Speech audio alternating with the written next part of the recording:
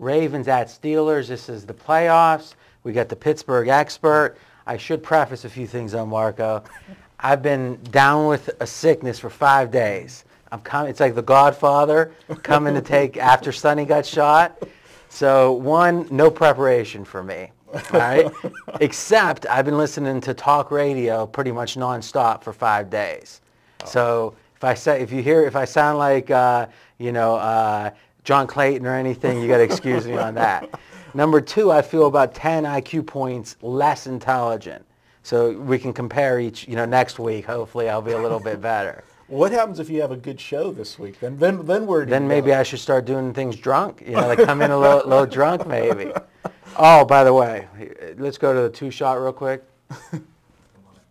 JD's been terminated. All right. I am shocked at this line.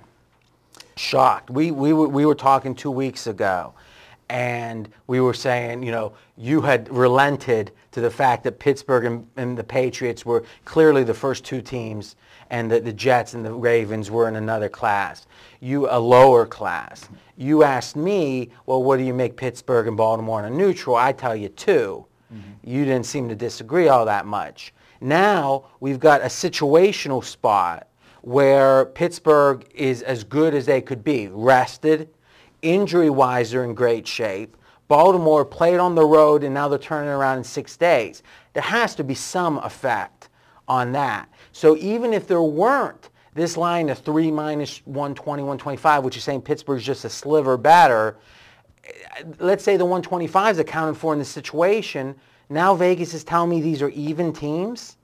Well, RJ, when you look at these two teams, and I'm going to be devil's advocate, this is going to be your pick. I'm going to have my play later in the week on this one. You've got the two AFC heavyweights. Two of them, these are the only two teams that finished deadlock in a division this year. What does that mean, AFC heavyweights? New England's the number 1 seed. New England's number 1 seed, but these are the next two best teams. Okay. Record-wise, of all the divisions, it's the only two that finished in a tie at 12-4. Agreed. The last 4 meetings between these two teams, 3-point ball game. They know each other so well. I can tell you as a Pittsburgh fan, and you're a Pittsburgh fan too, this is the one matchup that I wanted to see the least. See, I wanted to see it myself as a Pittsburgh masochist. fan. No. I just figure Big Ben's 8-2 against these guys. All right, we're able to win on the road with Big Ben, and we were one drive away from winning at home without him. Now the Big Ben talk is, it was just on ESPN, they're saying he's better than Tom Brady. Casey Joyner's saying, this Big Ben's a top 5 quarterback. Clearly, our backups were, nowhere near as good. Again, it's going to be a physical game. But again, let's get away from the whole Steeler fan stuff. But let's talk about these teams. Let's go back to 2008. I think this Pittsburgh team I don't think that 2008 Steeler championship team was that good of a team, to be honest with you. They got very lucky. Chargers at home. Chargers just are not a playoff team. Right. Now, then in the AFC championship game at home again, they had Baltimore, 6 points that line was. Now, are you telling me that the difference between these teams has shrunk that much from 3 points, because in theory a 6-point line is 3 points of difference? I think it's Pittsburgh team's as good as that team. I agree with you that the Pittsburgh team is as good or better than that team. Marginally, I think they're better offensively than that team was. Defensively, this team is good. The numbers are there. You still can't run against the Steelers. I still think you can't run. It's historic. It's historic. I think this edition you can pass against. Well, Kurt Warner was able to pass against them in the Super. I guess what I'm saying is, if you look at some point when you have 16 games behind you, you can go beyond your eyes. Mm-hmm. All right, and when you look at the numbers, this is a team that and I was, again, more talk radio, that scored more points than the Ravens, gave up less points than the Ravens. I think what's happening is home field's being discounted because the last few years it hasn't been as prevalent. And then what's happening is everyone's seeing what Baltimore did last week. And in a way, it's out of sight, out of mind. Playing last week has become an advantage to Baltimore, which in practicality, how could it be? Right, and they've got the worst of the situation. Obviously you had 4 teams that played last week that move on to this week.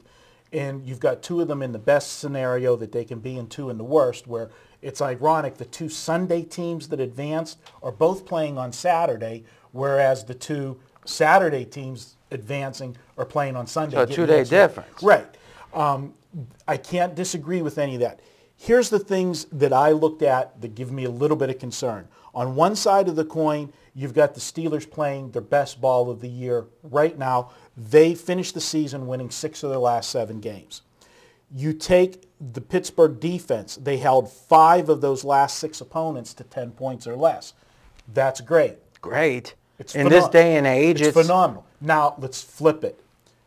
5 of those 7 wins were against non-winning teams. No, true enough. But this is an example where you and I, now what's your Pittsburgh record? My Pittsburgh record since September. Say it proud. 13-3 when I've made a play You know with Pittsburgh. or against. You know Pittsburgh. I watch every snap. I'm not a 31-year handicapping veteran, but I watch every snap. This team has played really well on offense since the Jets game. And it's funny, they lost that game. Right. After that game, I told you, I think on video, I feel better about this Pittsburgh team than I did entering that game because the offensive line was the only real weak spot. Actually, you told me on IM that day when the game was going on, you felt better from the loss. And going into that, the Jet game, the prior couple weeks to that, I kept preaching about the one thing that concerned me about the Steelers is they were driving between the 20s. They weren't finishing drives, which the last few weeks that has not been the problem. And that's the question is if you put up 30-some points or 40-some points against the Browns or 40-some points against Carolina, does that equal 28 points against a good defense? Or is it in certain spots you can do anything you want against a bad defense, but the whole game is different against a good defense? This is going to be a saying to you that's not going to make sense, but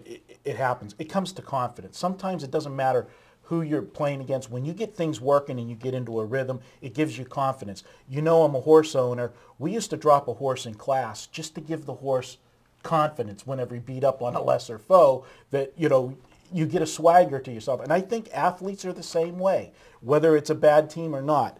This is going to be a dogfight. I'll throw one other stat out for you that'll support Pittsburgh.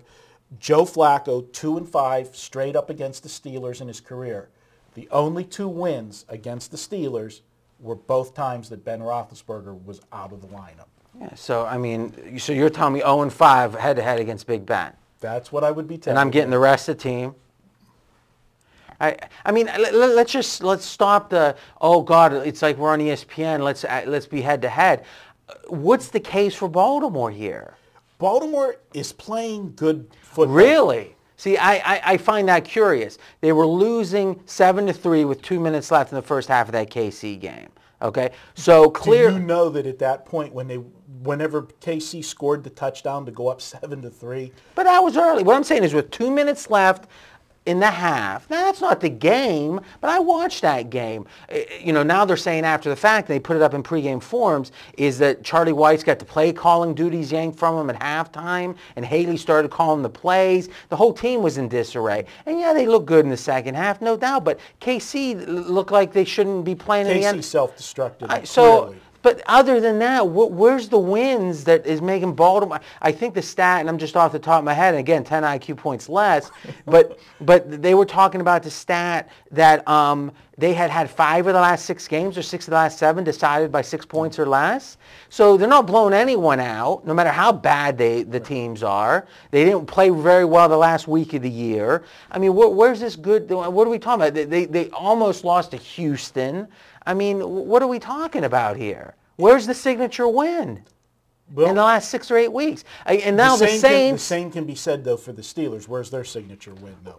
Well, I guess when you're beating teams, you can only play who's in front of you. Right. When you're beating teams 40-3, and Baltimore's not winning any game by more than 6, what's making the Patriots so good is those blowouts, right? Now they're blowing out slightly better teams. Right. Yeah, I'm not saying Pittsburgh's here and Baltimore's here. I'm saying Pittsburgh's 2 or 3 points better. They should be laying 6 here, and that's all. Baltimore has a heck of a chance to win this game. I'm saying that if you can lay 3, especially if you can get it with no juice, if it actually goes that way, I think even laying. Well, actually, what I'll do is I'll do my projection. I've got Pittsburgh winning the game and covering, but I'm not making it my best bet. What I'm going to do is we're going to do a separate video. I got a teaser I like this week. Okay. And Pittsburgh in this game and one other game is going to be involved, so I'll tease the teaser. Okay. But otherwise, I just let me let you close it. Other than, and again, I know you don't always look at value. That's the thing about you. You're able to say, you're right, the line is low, so I'm taking the team getting less points than they should. And somehow you win. I give you a ton of credit with that. But if we're just looking at it as what should this number be, forgetting the gambling for a minute, just if you were going to split the result of this game, what would you make the number? Personally, I had the number at 4.5 is what I had it at. I agree. And I'll throw one last stat in closing. The underdog in this series, and again, we talked about how tight this series is. The last 8 games between these two, the underdog's 5-2-1 against the spread. The one last point, I was going on Dan's Today in Sports Betting every Monday talking Pittsburgh, and then there was a post in the forums and someone said, too much Pittsburgh talk. Well, clearly this is the forum for it. The video is going to say Steelers, Ravens. This offensive line is at least average, if not, I'm not going to go too far, slightly above average. The way it's playing right now, the continuity is not bad. And I saw it in the Jets game, and then you've seen 2 really strong offensive performances.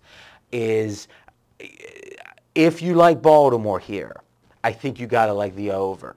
Pittsburgh is, let's look at the line 37, right? So what are we looking at? 20 to 17 is what they're projecting. Mm-hmm. Pittsburgh's going to get their 20 plus if it's in my 20, 24, 28. So to me, if you like Baltimore, I am certain Pittsburgh's offense is going to do okay.